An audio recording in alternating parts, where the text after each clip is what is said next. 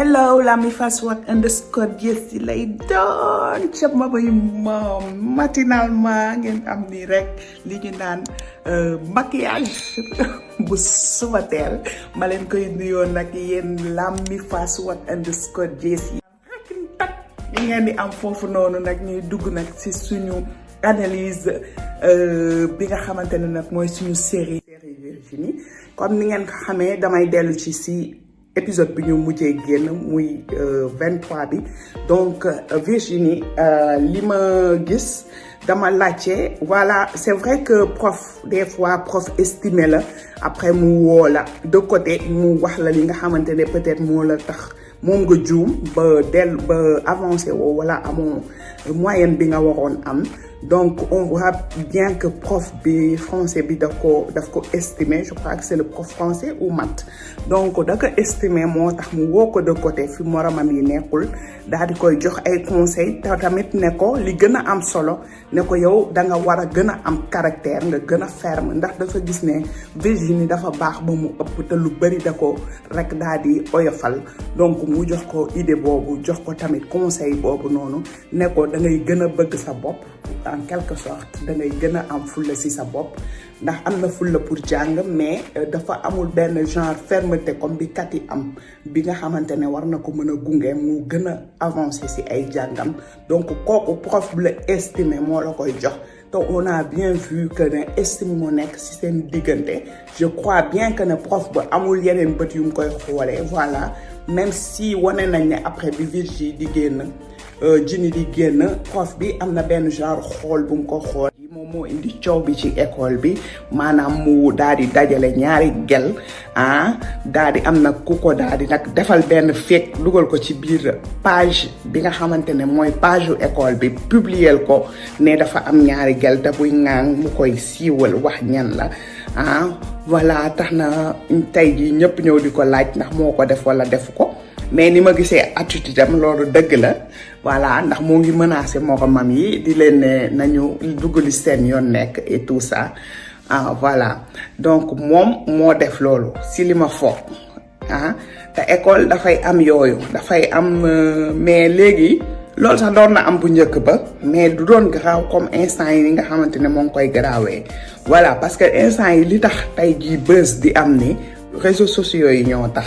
réseaux sociaux yi foo mënti dem am na Facebook Twitter Snapchat Instagram YouTube ak yeneen ay Telegram yeneen yi nga xam ne sax kenn du leen citer tellement dañoo bëri ba nit yi dañuy mujjee préférer focaliser wu ci yi nga xam ne xam nañ ko bu yàgg ba voilà te da ngay gis ne day am ay kii ya nga xam ne sax dafay sax mujjee xew yi yeneen ñëw parce que balaa Facebook bu ma fàttali ko amoon nañ fi High Five voilà après ak High Five amoon na fi beneen site encore bi nga xamante ne boobu artistes yi ñoo ko doon gën di utiliser j'ai oublié le nom mais chaque fois dañuy créer la nga xamante ne dafay créer benn link entre les gens ba tax na tey jii loo def rek dafay def benn boom lay def boom boobu moom la ñuy woowee tey buzz mooy que ne lépp loo mënti def rek dafay siiw donc loolu moo ko dal moom moomu te ki kay def da koy chanter li ñuy wax chanter ñu koy wax ne maanaam da koy wax ne defal lii ma def la lii genre yooyu yéen xam ngeen noonu fa demee voilà léegi nag beneen partie bi nga xam ne moo gën a am importance mooy que ne Cathy ak Virginie ak Toch feeñal nañ li nga xamante ne Kiné ak Dieyna moom la ñu commencé woon di def maanaam di ruube ci biir école bi di rambàcc voilà léegi nand nañ leen je crois que léegi bataille bi dootul metteeti noonu ndax ku nekk di nga xam fi nga féetee te booy gis tey jii encore ñoom Kiné ak Dieyna lu ñu mujj def mooy dem créer ak Maïcha ñu créer ñoom seen gang instant yi dañu Maïcha dafa pare rek pour xeexkat yi comme ni ngeen ko gisee ndax dafa nekk nit da nga xam ne nitu saytaane la bëggul jàmm donc moom li ko gënaloon mooy kat yi nekk de son côté chaque fois ñuy jaay les stars de l'école bu ñu ñëwee di xeex Ginny bi nga xam ne defu leen waxu leen ndax dafa am ñi nga xam ne même boo leen deful wax soxlawuñ sax nga def leen ñoom def nga leen defoo leen yëpp ñoom dañ lay chercher voilà dañ lay taquiner quoi dañ lay tooñ di la provoquer yow léegi di la démoraliser voilà yooyu dañ ko fi fekk donc dafay am si école yëpp ba ci Europe bi ñu nekk nii daf fi am et puis en Europe c'est encore plus grave parce que Sénégal sax par exemple di nga gis ay élèves di tooñ seen moromu élève di ko sonal di ko buntu xataal ci école bi et tout moom lu muy def soit mu daw jàng bañ a ñëw soit mu woo parents am ñu convoqué ñu koy def ñu arrêté et tout mais fii da ngay gis ñu koy def seeni morom ba seen morom boobu day jékki-jékki rek xaru am na fi élèves yi nga xam ne seeni waa classe ñoo leen di sonal di leen def ay affaire di leen tooñ di leen utal ay surnom ñu jékki-jékki dépressé dem ba mujj si sax xaru loolu am na fii ci dëkk bi fii nii donc ba tey sax mënuñ ko fii ni mu fi mettee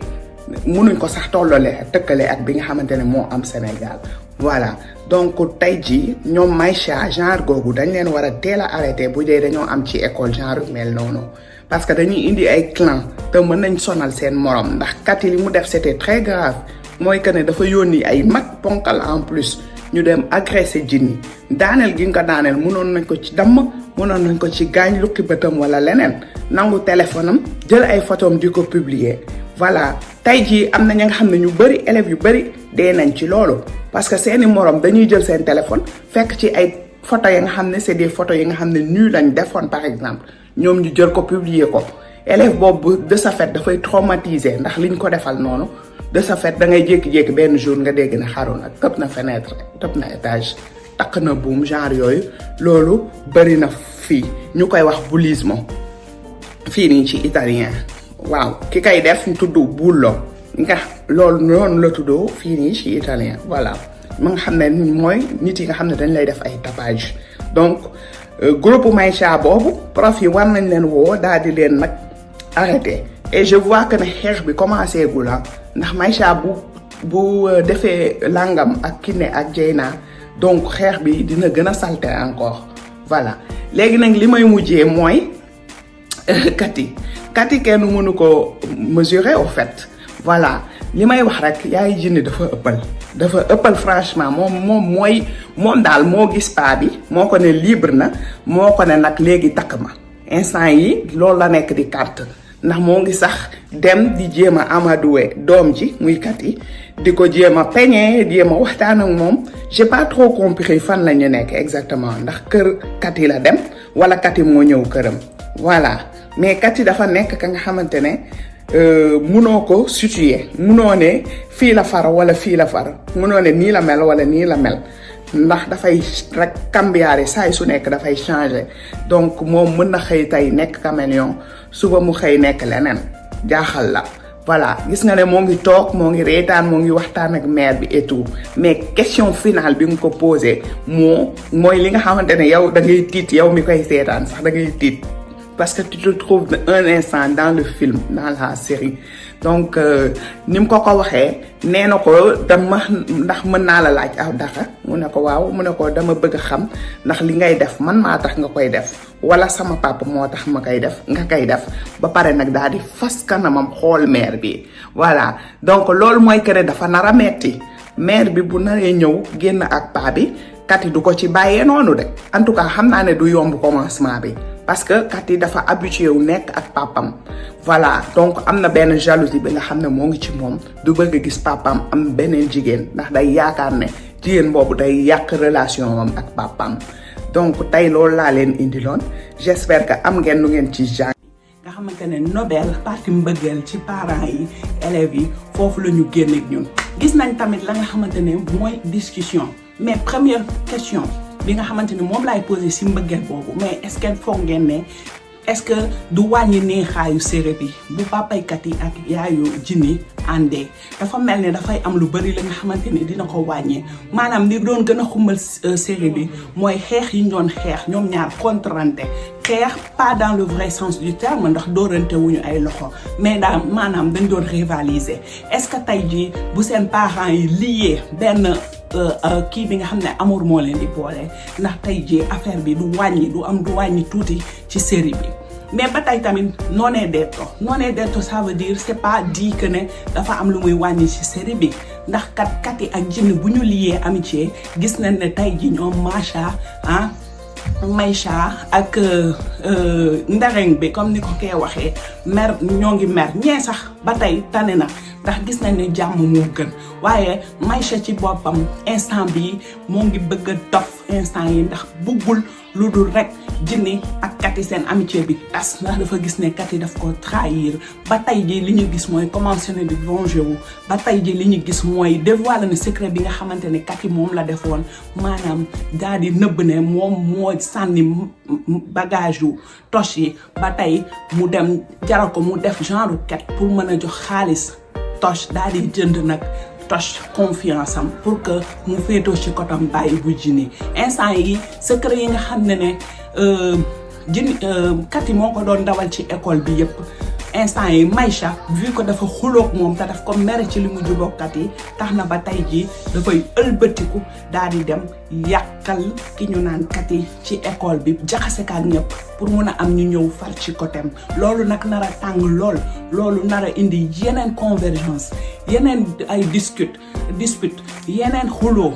yeneen xasante ak yeneen clan ci biir école bi Maïcha instant yi moom foofu si loolu la jublu donc Maïcha dina ñëw nekk ki nga xam ne mooy doon adversaire bu bees bi nga xamante ne moom mooy Kati ñoom ñaar ñoo nekkoon xarit mais léegi ay ennemis la ñuy doon te lii nag gën a metti nag mooy ñi nga xam ne xarit lañu woon ba pare daal di xuloo ku nekk xamal sa morom lu bari bu ko defee nag nga bëgg ko dévoiler bëgg ko waxal ñëpp kii li mu nekkee ak li muy def daal di feeñal secret yëpp pour nag mën kaa jaxaseeg àdduna te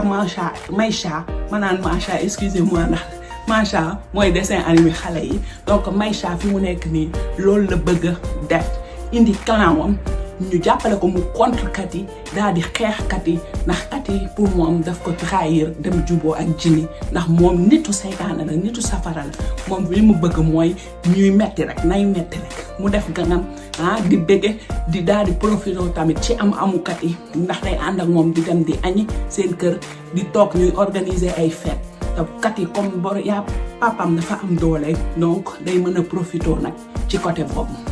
leneen di mooy yaayu Djily moom ëppalul ci yéen wax leen ma lépp ci commentaire yi maaleykum salaam mu wax boppam daal di wane ne moom célibataire la daal di wane ne moom elle est disponible pour tey marié ak paa boobu ba sax di prévoir pour yaral ko Djily comme di yaral ko Kati nga xam ne Kati jigéen la te tamit maaseen ak Djily muy doomam mu koy sax bëgg la naan dama ko bëgg sama doom la donc lii daal moom metti na te moo ma jaaxal lool ci li nga xam ne foofu la ñu fële tey jii ak yéen ci lu bees li nga xamante ne moom la ñu am ci Virginie muy la nga xamante ne moom laa leen doon wax keroog lu bees takk lu ñu daj ci paquet voilà loolu mooy li nga jëlal leen ma Toch mënuma bañ a wane Toch jëlal leen ma Toch entrée bi ci biir classe bi non ça c'est du jamais vu. Oui. Studio. élève laa bëggoon sànni quelques cas de voix boo ma ko mayee. Bien sûr, Atil. Non, Toch jaru ko sol c'est daal.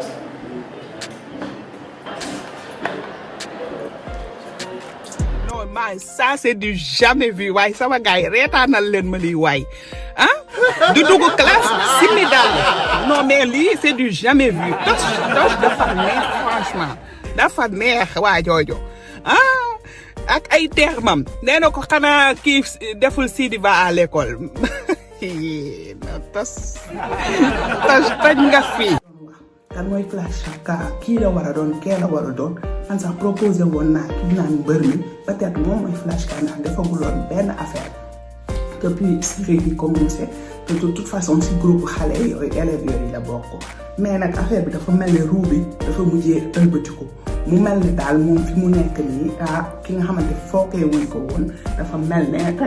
moom la parce que nii mu jeexee nii ñoom daal ëpp fatel du Kati du Djily du Toch du ñoom ñëpp du ñoom kenn si ñoom du Momo Camara mais daal dafa mel ne Fabi la parce que gis nañ ne bind nañ te ñële di lire mu daal di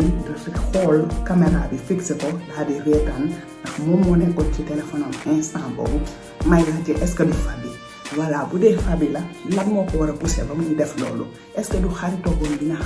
xamante ne xaritoo woon na ko ak Jini mel na jékki-jékki mel na daf ko war ndax dafa continuer xaritoo mujj juboo ak Kati di ànd ak Kati ba tey jii Kati ak papay Kati ak yaay Jini xamante ba war a daganal sëy foofu donc de toute façon ou Kati ak Jini dañuy diviser wu rek ñoom ñaar dootuñu ànd dootuñu xaritoo ndax affaire boobu wala seen ànd dafay rek gën a dëgër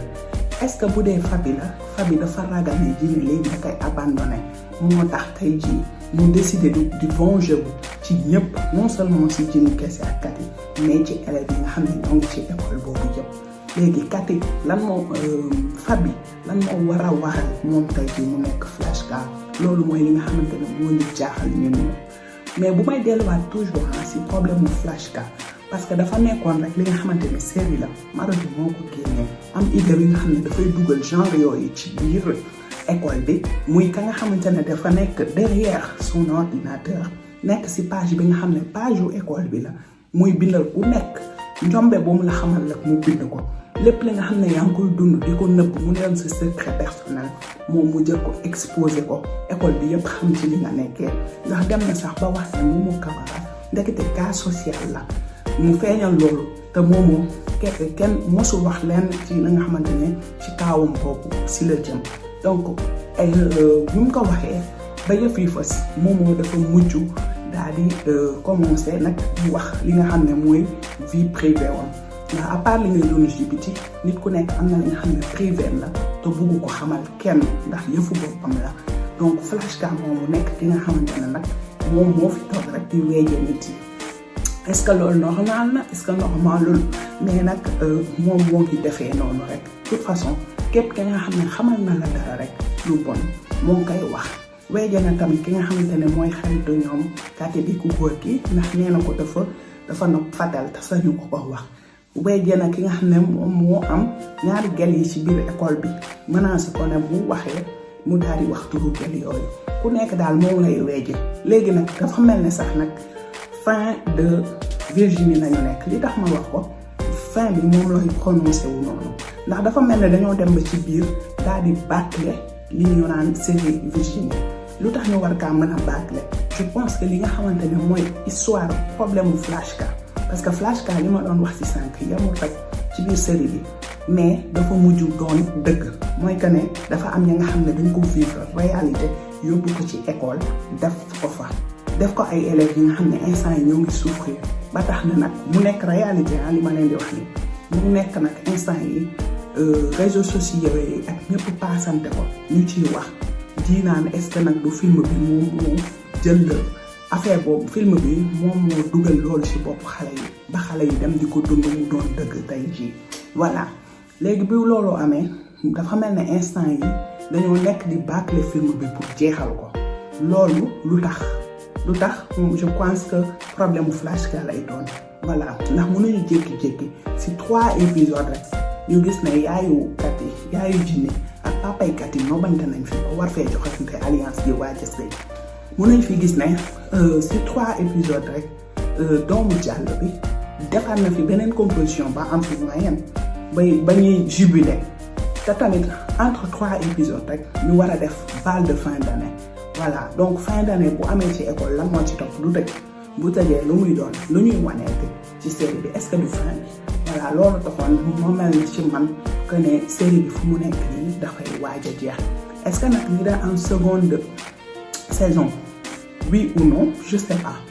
voilà di leen ne à la prochaine inchallah dans une autre vidéo je vous aime bye bye